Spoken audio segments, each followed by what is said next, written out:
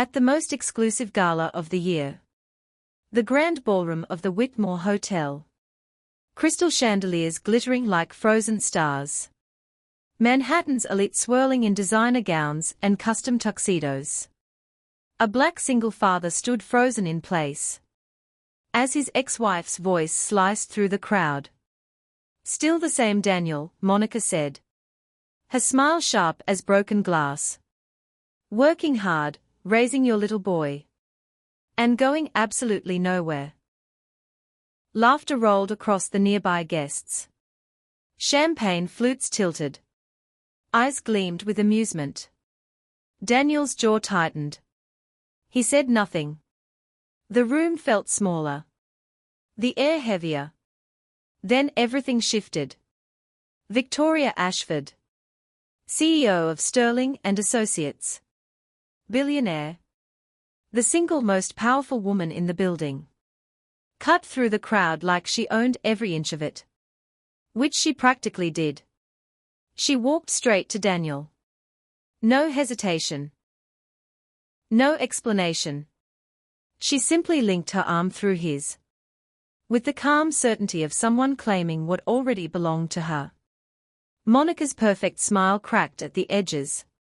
The laughter died in throats. What satisfies revenge more than success? Witnessed by the very person who once swore you'd never rise. Before we dive deeper into this story, I'd love to know, where are you watching from today? Drop your city or country in the comments. And if you love stories about people rising above those who doubted them, go ahead and subscribe. You won't want to miss what happens next. This moment didn't appear out of nowhere. To understand how Daniel Carter ended up standing in that ballroom, with the most powerful woman in New York on his arm, we have to go back 4 months. Daniel had spent 5 years at Sterling and Associates. Being invisible. Not incompetent. Never incompetent. His quarterly reports were flawless. His market analysis predicted shifts months before anyone else noticed. Colleagues borrowed his insights constantly. Sometimes remembering to credit him. Most times they didn't bother. But Daniel had learned early. For a black man in corporate America, visibility could be a weapon turned against you. Stand out too much, and every mistake becomes proof of failure. Every success becomes suspicious. Every display of emotion becomes a threat. So he kept his head down. Delivered excellence quietly. Left the office by 6 every evening. And went home to the only person who saw him completely. His 6-year-old son, Ethan. The divorce still ached on quiet nights. 2 years earlier, Monica had stood in their kitchen. Designer handbag already by the door. And delivered her final judgment. "You have no ambition, Daniel. You chose nappies and bedtime stories over building something real. I can't spend my life watching you settle for mediocrity." He wanted to argue. Wanted to say being present for his son wasn't settling. It was the highest choice he could make. But Monica's decision had been made long before that conversation. She'd already accepted the promotion that required relocation. She'd already decided Ethan was an obstacle to the glittering life she believed she deserved. The custody battle that followed nearly broke him. A black father fighting for primary custody in family court. Felt like swimming against a current. Most people pretended didn't exist. But Daniel came prepared. He had documentation. Witnesses. 2 full years of school pickups. Doctor appointments. Bedtime stories. An unwavering presence. The judge granted him full custody. Monica took her career and her ambitions to a rival firm across town. Daniel was left to rebuild a life for 2. On a single income. Most days he managed. Some days the weight of being everything to his son pressed the air from his lungs. But every morning, Ethan would crawl into his bed, wrap small arms around his neck, and whisper, "Good morning, Daddy." And that was enough to make invisible feel acceptable, safe, until one ordinary morning, when everything changed. 7:43 a.m. A text from the childminder. Emergency. Can't come today. So sorry. Daniel stared at the screen, coffee turning cold in his hand. His mother lived 2 hours away. His sister was traveling for work. Every backup plan he'd carefully built over 2 years of single parenting collapsed on the same morning. Ethan appeared in the doorway, still in pajamas, clutching his stuffed dinosaur. "Daddy, is Mrs. Patterson coming?" Daniel made a decision that terrified him. "No, buddy. You're coming to work with me today." The drive to Sterling and Associates felt like driving toward a cliff. Every possible disaster played in his head. A single black father bringing his child to a boardroom presentation, confirming every stereotype about irresponsibility. He could already hear the whispers. He settled Ethan in the small break room near his floor. Tablet, headphones, cartoons loaded. Strict instructions. "Stay right here, okay? Daddy has a very important meeting. I'll come get you the second it's over." Ethan nodded solemnly, already absorbed in the screen. The presentation went smoothly. Daniel had prepared for weeks. His analysis of the Henderson acquisition was comprehensive, precise, exactly what the board needed. He was 3 slides from the end when the conference room door swung open. Ethan stood there, tears streaming down his face, tablet clutched to his chest. "Daddy, it stopped working, and I couldn't find you." Silence. 12 executives turned to stare. Daniel felt his career crumbling in real time. He moved without thinking, crossed the room, kneeled to meet his son's eyes. Hey, it's okay. Dad is right here." His voice stayed calm, steady, even as his heart hammered. He wiped Ethan's tears with his thumb, took the tablet, restarted it quickly. "See? All fixed. Can you be brave for 5 more minutes while Daddy finishes?" Ethan sniffled, nodded. Daniel stood, looked at the room. "I apologize for the interruption. If you'll give me 2 minutes to settle my son, I'll complete the presentation." No one spoke. But one person wasn't glaring. Victoria Ashford watched him, her expression unreadable. Something flickered behind her composure. Daniel returned Ethan to the break room. This time he asked a security guard he trusted to stand watch. Then he walked back in and finished the presentation without missing a beat. Afterward, as the executives filed out, murmuring among themselves, Victoria's assistant appeared.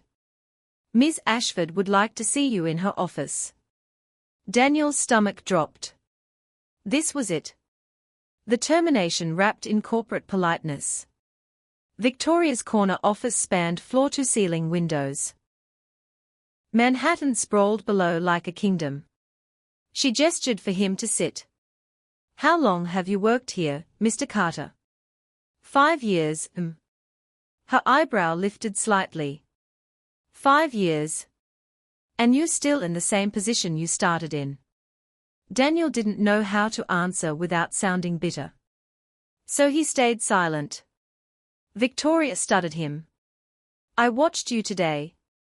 Not just the presentation, which was excellent, by the way. I watched how you handled your son. No panic. No excuses. You addressed the situation with complete competence and returned to finish your work at the same high level. Do you know how rare that is? Daniel remained quiet, uncertain. Victoria leaned forward slightly. I'll be direct. I've seen your file. Your performance reviews. You've been underutilized for years. And I suspect you know exactly why. The unspoken truth hung between them. Daniel didn't fill the silence. Victoria nodded slowly, as if his restraint confirmed something. I have a project. Strategic level. Reports directly to me. It's above your current grade. Accepting it will put a target on your back. People will question why you were chosen. They'll scrutinize your work twice as hard. And forgive your mistakes half as much. Her gaze held his. But I need someone who can see the whole picture, without letting ego interfere. Your record tells me you can. The question is, are you willing to step up? Daniel thought of Ethan. The careful, invisible life he'd built to protect them both. The world that expected a black single father to fail. Then he thought of Ethan watching him, learning what a man could be. I'm willing, he said. Something shifted in Victoria's face. Not quite a smile, but close. Good.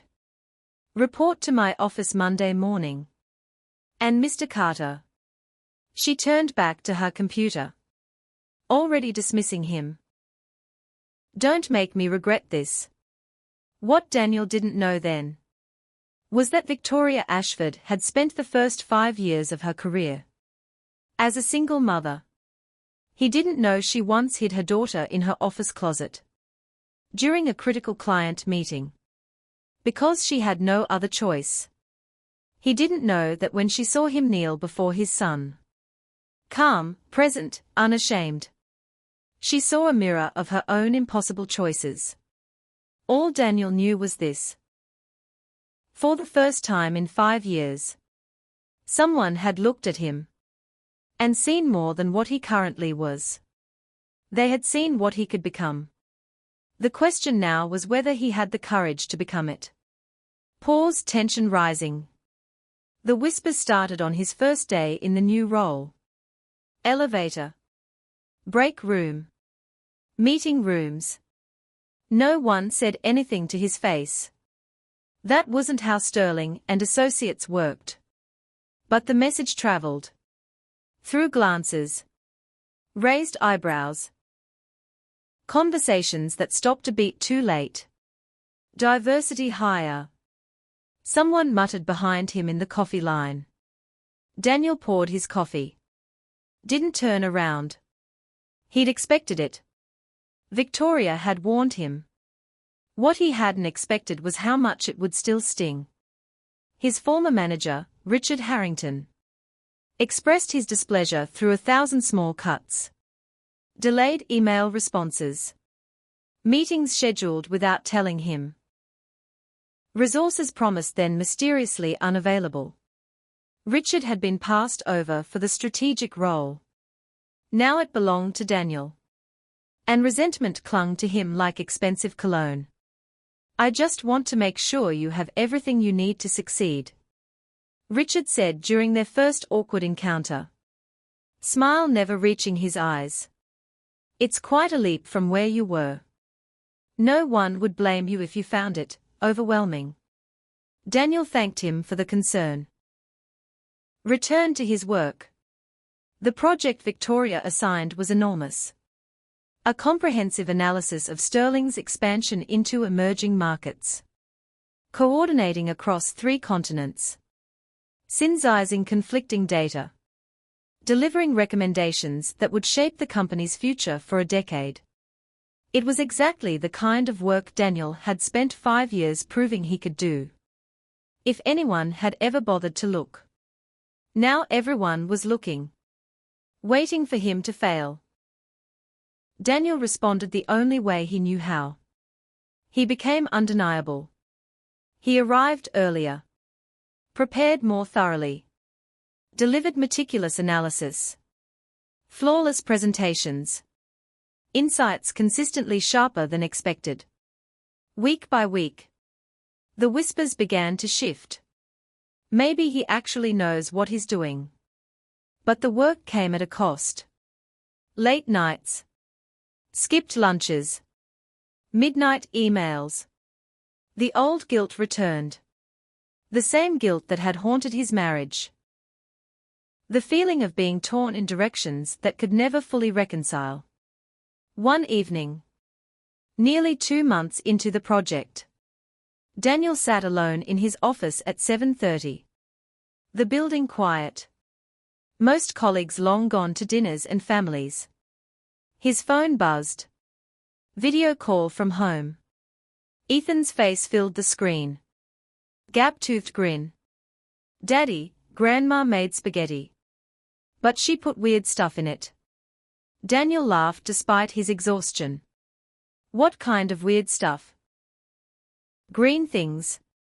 She says it's healthy. I think she's tricking me. That's called spinach, buddy. And Grandma's right. It's good for you. Ethan made a skeptical face. When are you coming home? You said you'd read me the dragon book tonight. Daniel glanced at the stack of reports. Deadline tomorrow. Hours of work left. But looking at his son's expectant face. I'll be home in 30 minutes. Save my spot on the couch. He ended the call. Then noticed Victoria standing in his doorway. Arms crossed. Watching him. Daniel straightened. Wondered how much she'd heard. Wondered if this was the moment she decided he wasn't committed enough. Instead she said something that caught him completely off guard. My daughter hated me for years, you know. Daniel blinked. Victoria stepped inside. Sat in the chair across from his desk. A reversal of their usual dynamic.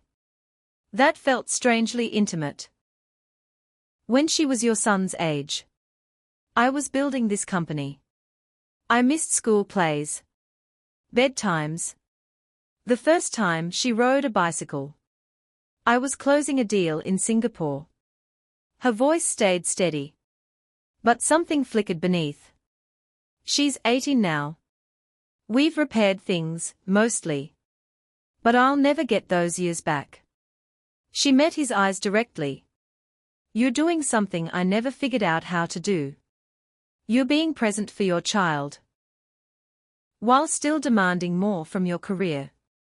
Don't let anyone, including me, convince you that's a weakness. Before Daniel could respond, she stood. Walked toward the door. Stopped at the threshold. Without turning around. The Henderson report can wait until 9 tomorrow morning. Go read your son his dragon book. It wasn't a suggestion. Daniel made it home in 28 minutes. Ethan fell asleep halfway through chapter 3. His small body warm against Daniel's side. The book still open across their laps. For the first time since accepting the promotion, Daniel felt like maybe. Just maybe. He wasn't failing at everything. 3 months later. The project was complete. His recommendations were adopted almost entirely. Opportunities worth an estimated $40 million over 5 years. The board formally approved the expansion strategy he'd architected. At the quarterly all-hands meeting, Victoria announced it. Daniel Carter will be assuming the role of Director of Strategy. Effective immediately. This decision is based on merit, performance, and results. I expect you all to give him the same support you would give anyone in this position. The applause was polite. Some of it even genuine.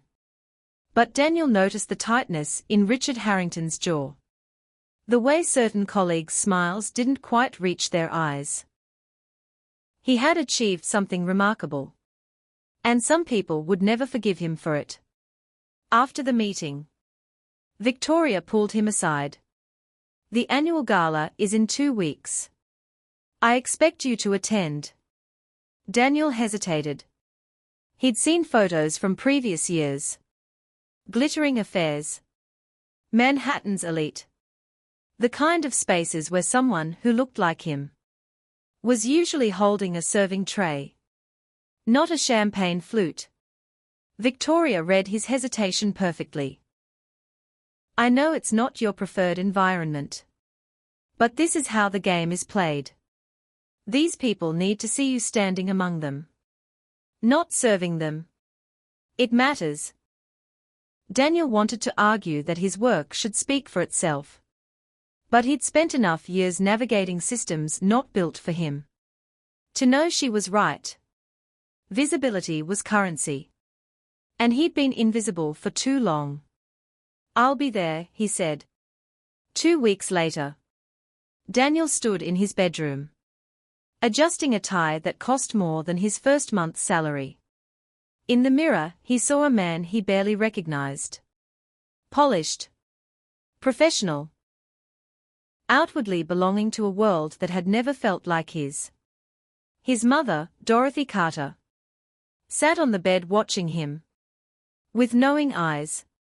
She had raised 3 children on a nurse's salary, in a neighborhood where success was measured by survival. She had watched her son fight for every inch he gained. And she had never let him believe he deserved any less. You look handsome, she said. Your father would be proud. Daniel's father had died when he was 16. Heart attack. Sudden. Devastating. A postal worker who read philosophy books on his lunch breaks and taught his children that dignity was something no one could take from you unless you let them. I wish he could see Ethan, Daniel said quietly. He sees him, Dorothy replied, voice firm with conviction. Now stop fussing with that tie. And go show those fancy people what a Carter is made of. His phone buzzed. The babysitter confirming she was on her way. But when he checked on Ethan, he found his son curled on the couch. Cheeks flushed. Forehead warm. Daddy, my tummy hurts. Daniel's heart sank. He pressed his palm to Ethan's forehead. Fever. The gala started in 2 hours. This was supposed to be his moment. He reached for his phone to cancel. His mother's hand closed over his wrist. I raised 3 children through chickenpox. Flu. And that time your brother ate a whole jar of paste, Dorothy said calmly. I can handle a fever. The babysitter can go home. Ethan will be fine. Mama, I can't just leave him when he's sick. Daniel. Her voice carried 30 years of wisdom. Your son is going to be fine. But sometimes you need to let the world see who you are. Not for your ego. For every little boy who looks like Ethan. And needs to know that men like his daddy can stand in rooms like that. And belong there. Daniel looked at Ethan, already drifting into drowsy half-sleep. He looked at his mother, steady and certain. He thought about all the rooms he had never entered. All the spaces he had made himself small for. All the times he had chosen safe over seen. Call me if anything changes, he said finally. Anything at all. Dorothy waved him toward the door. Go. And stand up straight. You're Carter. The Sterling and Associates Annual Gala filled the grand ballroom of the Whitmore Hotel. A cathedral of crystal and marble, designed to remind ordinary people of their ordinariness. Daniel handed his invitation to the attendant. Stepped inside. Immediately felt the familiar sensation of being watched. He recognized faces from business magazines, financial news, titans of industry, old money. He accepted a glass of champagne, He had no intention of drinking. And tried to remember how to breathe. For the first hour he navigated carefully. A conversation with a potential client here. A polite exchange with a board member there. Victoria caught his eye from across the room. And gave him a small nod of approval. He began to think he might actually survive the evening. Then he turned. And found himself face to face with his past. Monica stood 10 feet away. Draped in a designer gown that probably cost more than his car. She was laughing at something said by the tall, silver-haired man beside her. Radiating the easy confidence of generational wealth. Her date for the evening. Perhaps something more. Her laugh died when she spotted Daniel. For a moment something flickered across her face. Surprise. Discomfort. Something almost like fear. Then her expression smoothed into the polished mask. Daniel remembered from the end of their marriage. She walked toward him. Her date trailing behind with mild curiosity. Daniel. Monica's smile was perfectly calibrated. Warm enough to appear gracious. Cold enough to cut. I didn't expect to see you here. You look well. I look successful, she corrected. With a small laugh that invited nearby listeners to share the joke. But I always knew what I wanted. Not everyone has that clarity, do they? Daniel felt the barb. Didn't react. He had learned long ago that Monica fought with implications. Suggestions. Weapons that left no visible wounds.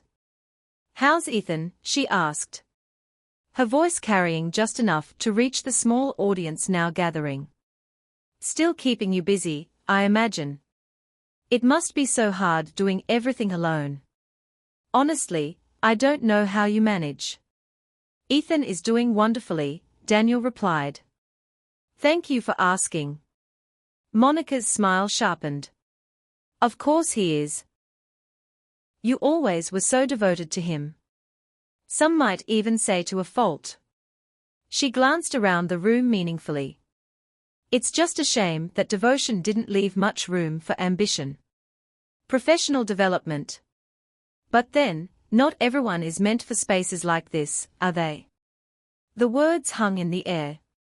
Their meaning unmistakable. A black single father in over his head. Pretending to belong among his betters. I always wondered, Monica continued. Her voice taking on that contemplative tone Daniel recognized as her most dangerous. Whether you would ever find your footing. But I suppose some people are simply more comfortable in supporting roles. There's no shame in that, Daniel. Someone has to do the ordinary work. While the rest of us build something meaningful. Daniel's jaw tightened.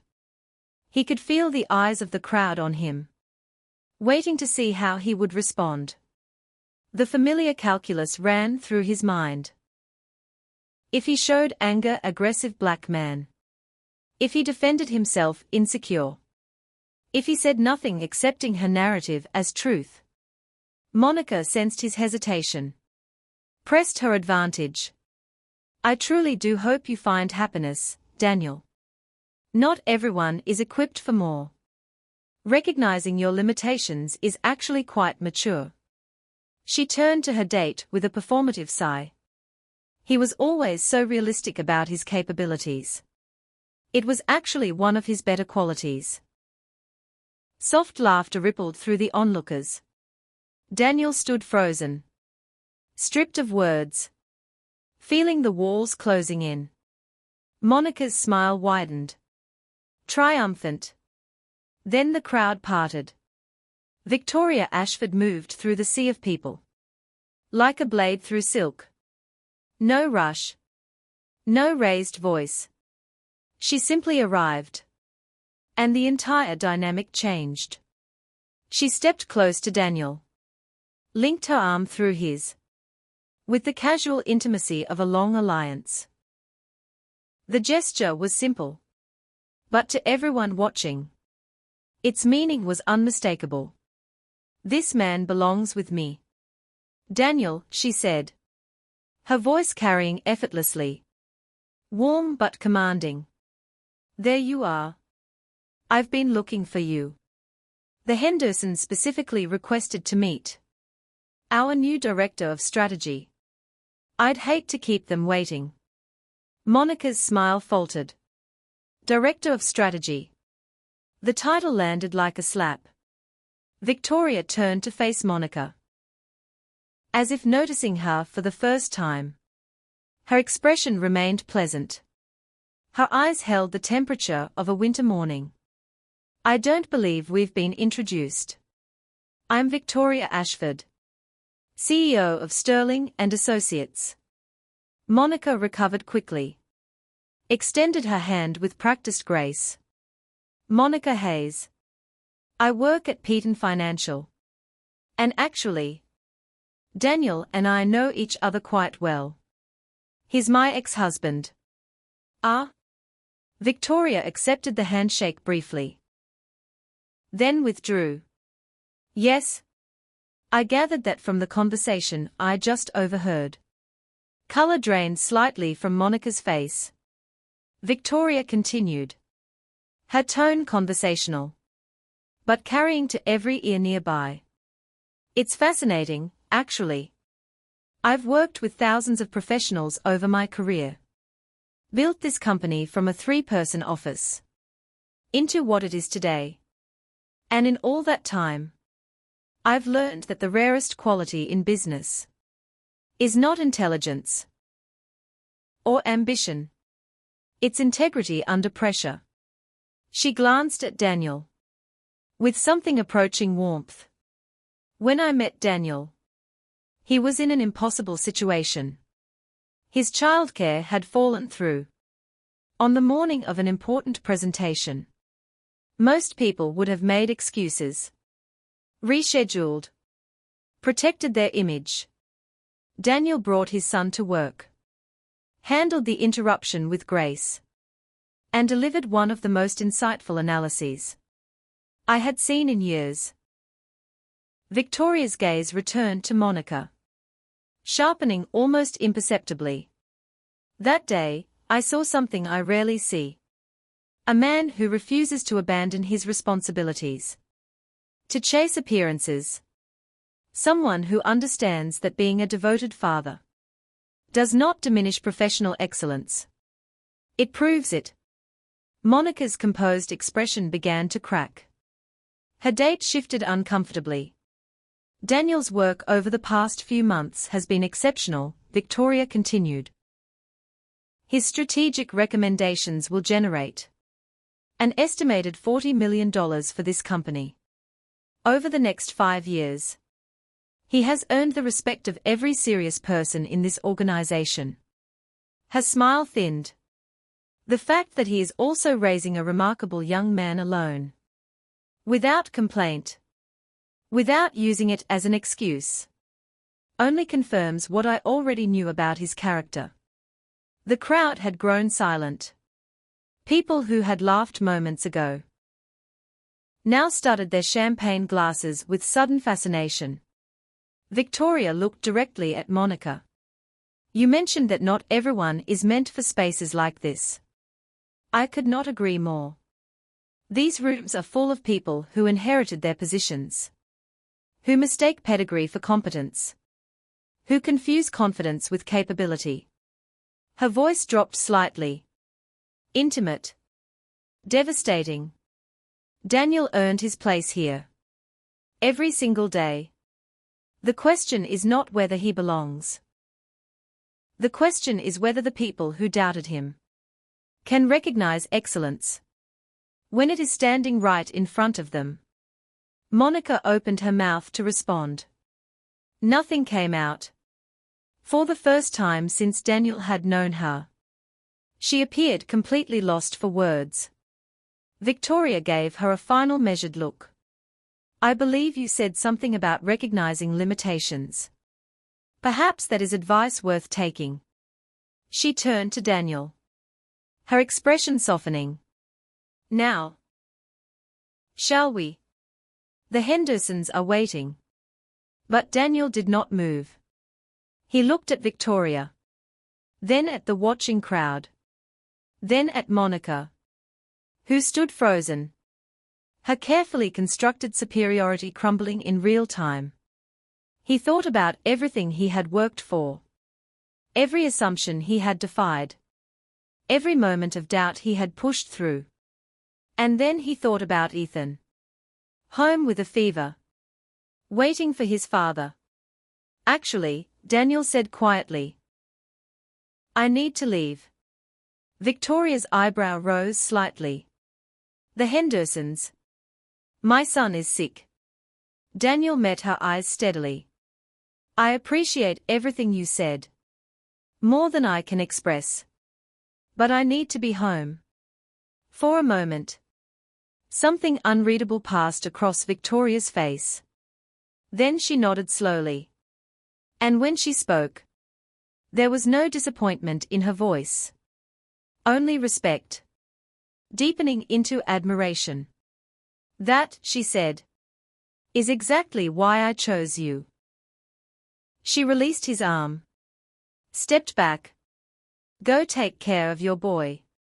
The Hendersons will still be here next quarter. And so will you. Daniel turned to leave. Then stopped. Monica still stood rooted to the spot. Her date had quietly drifted away to examine a painting on the far wall. Her face held an expression Daniel had never seen during their marriage. Uncertainty. Vulnerability. The dawning recognition of a mistake. That could not be unmade. He could have walked away without another word. Part of him wanted to. But Daniel had never been the kind of man who needed to see someone broken to feel whole. Monica. His voice was gentle. Free of triumph. Free of bitterness. I hope you find what you're looking for. I mean that. She flinched. As if the kindness hurt more than cruelty ever could. Daniel walked out of the ballroom. Without looking back. The drive home felt different than the drive there. City lights blurred past his windows. But Daniel barely noticed. He was thinking about his father, who taught him that a man's worth was not measured by the size of his office or the weight of his wallet. It was measured by whether the people who depended on him could count on him to show up. He was thinking about Victoria, who had seen something in him that he had almost stopped believing in himself. Not because she pitied him, but because she recognized the strength it took to carry what he carried, without letting it crush him. And he was thinking about Ethan. Waiting at home. Fever or no fever. Daddy was coming. Because sometimes the greatest success isn't the title, or the money, or the applause. It's knowing you never stopped being the man your child needs. Even when the whole world is watching. Soft, reflective, close. That's the story. A man who chose presence over posturing. Integrity over image. And in the end, found both. If this story moved you, leave a comment. Share it with someone who needs to hear it. And subscribe for more stories like this. Because the world still needs more Daniels. And more people willing to stand beside them.